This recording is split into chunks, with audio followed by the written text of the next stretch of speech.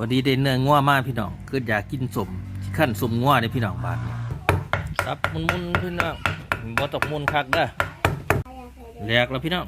เอาซ้ำนี่ก็พอซับละเอียดเรียบร้อยพี่น้องบาดนี่ก็ใส่เครื่องปรุงกับมีกระเทียมข้าวเหนียวกับสุรสพี่น้องตั้งเลยพี่น้องเอาจนเหนียวข้ามือเป็นข้ามือแล้วพี่น้องขั้นเรียบร้อยพี่น้องในการแดกแกนโจโก้เลยมาห่อกันเลยบาดนี้พี่น้องเรียบร้อยพี่น้อง